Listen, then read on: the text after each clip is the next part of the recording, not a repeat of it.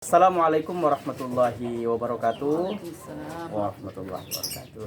Alhamdulillah kita bisa berjumpa lagi dalam konten Mari Bercerita. Nah, di konten kali ini saya mengundang narasumber ibu saya sendiri untuk berbagi mengenai kelapangan hati.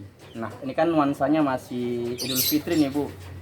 Bagaimana kita sebagai manusia yang tentu kita pasti memiliki salah, hilaf dan dosa, dan juga agar bagaimana kita tidak mudah untuk membenci apalagi dendam kepada saudara kita, agar mudah memaafkan. Nah, kira-kira apa yang perlu kita persiapkan untuk diri kita agar kita memiliki hati yang lapang? Mungkin Ibu langsung bisa jelaskan.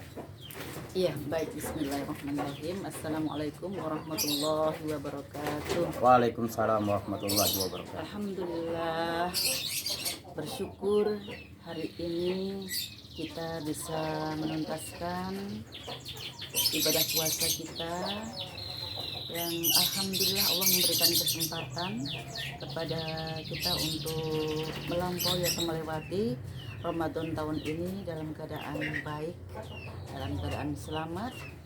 Dan tadi soal Kelapangan hati. Ya, kelapangan hati. Kelapangan hati itu berkaitan dengan rangkaian Ramadan kemarin.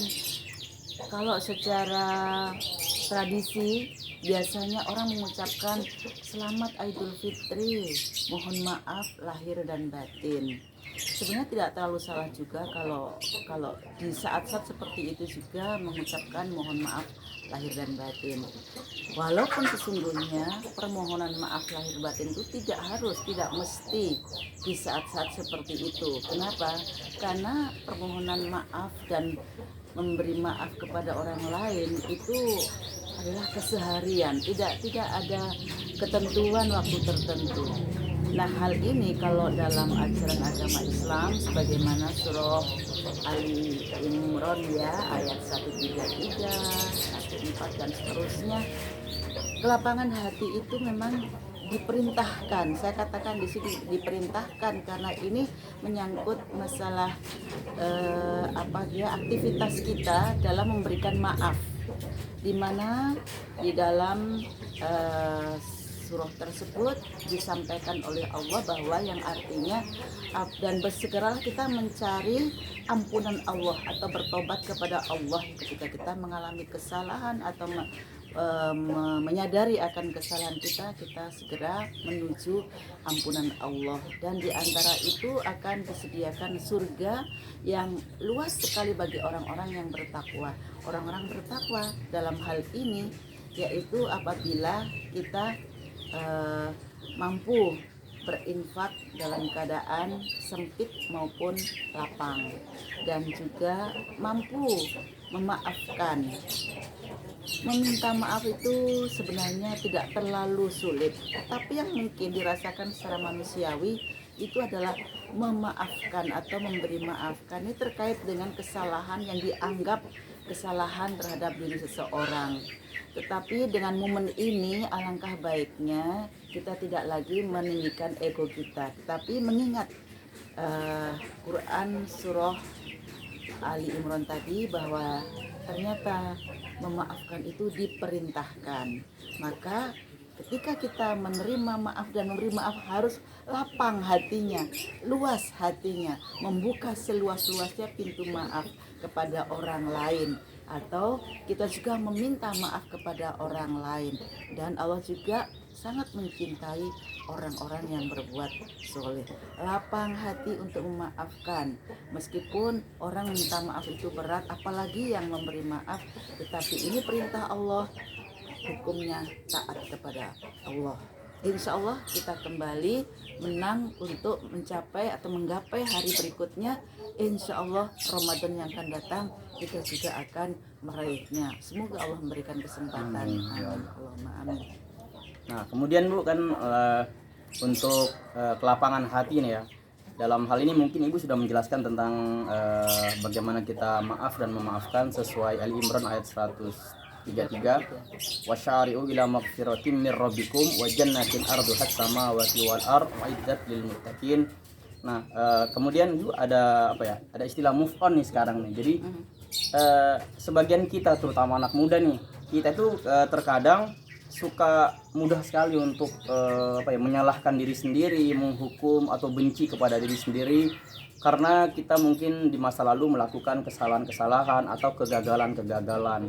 Nah, mungkin yang saya ingin tanyakan adalah bagaimana kita untuk cepat bangkit dari keterpurukan itu. Soalnya kan banyak orang yang mungkin mampu untuk memaafkan orang lain, tapi juga sulit Bu memaafkan diri sendiri karena kok orang lain bisa, kok saya hidupnya seperti ini. Nah, itu bagaimana kira-kira menurut Ibu?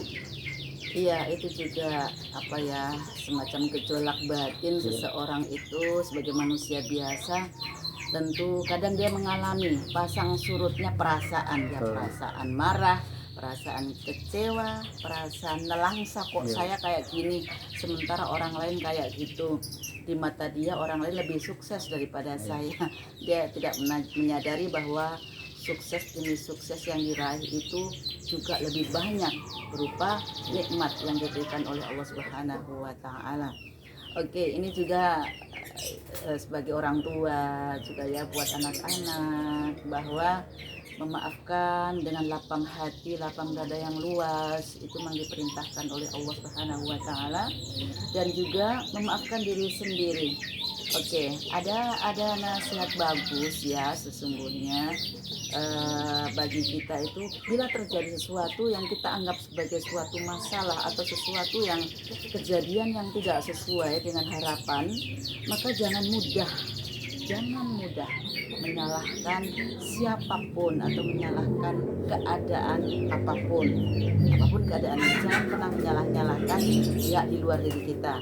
Kalau ingin menyalahkan ya salahkan ya diri sendiri, karena mungkin itu ada kejadian atau kesalahan yang kita alami.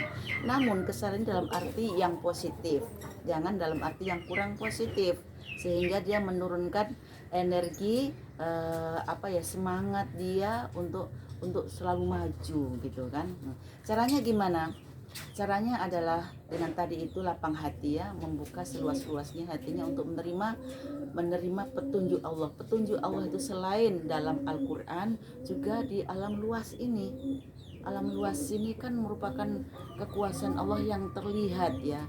Ada keadaan alam raya, ada yang di langit, ada yang di bumi, dan yang di bumi ini tumbuh begitu banyak sekali kehidupan yang memberikan pelajaran, yang memberikan manfaat kepada manusia.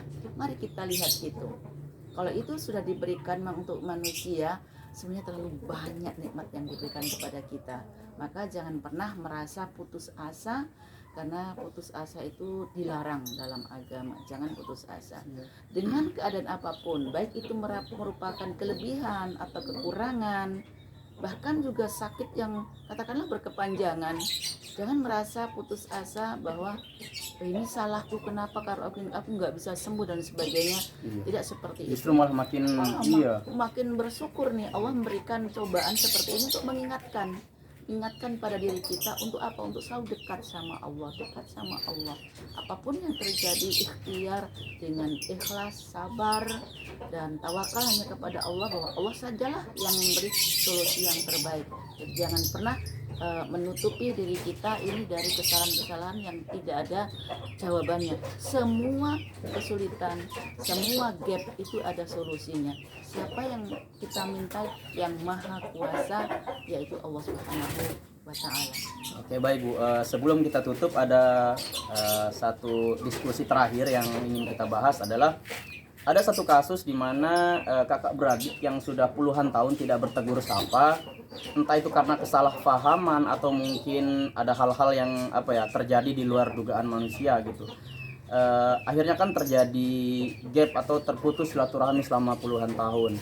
Yang perlu kita lakukan itu Bu, apakah ini artinya kan semua tidak ada yang mau mengalah ini. Siapa yang sadar yang salah itu tidak ada yang mau mengalah gitu.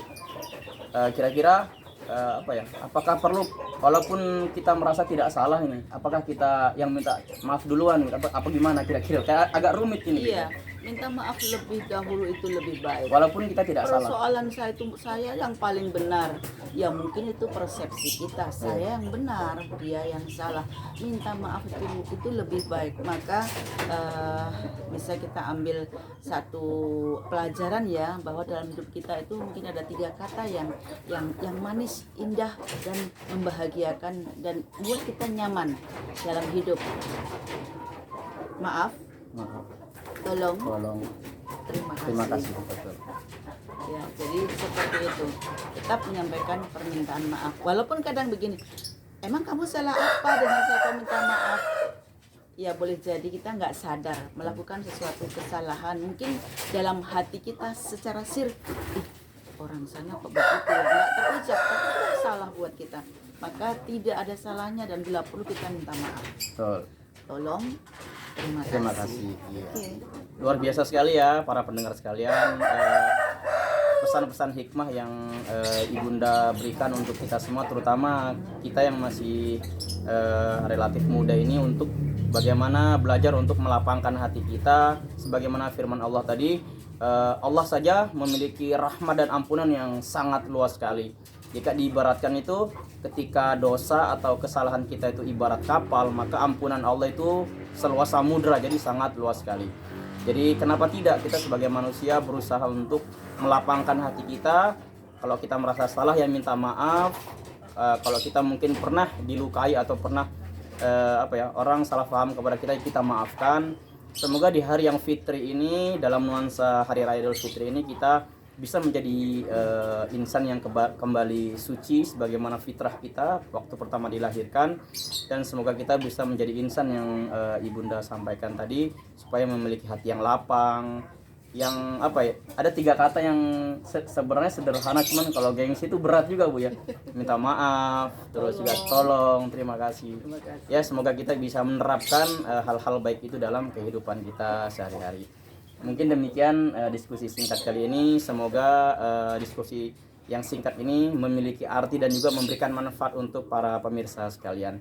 Dan jangan lupa saksikan juga channel YouTube dari Ibunda saya ini di Catatan Purna. Nanti langsung di subscribe ya, dilihat, disaksikan. Semoga juga bisa memberikan inspirasi buat teman-teman sekalian. Demikian dari saya, mohon maaf apabila banyak salah. Ibu terima kasih waktunya sudah memberikan pesan-pesan yang sangat luar biasa sekali. Demikian, wassalamualaikum warahmatullahi wabarakatuh. Sampai jumpa di konten selanjutnya.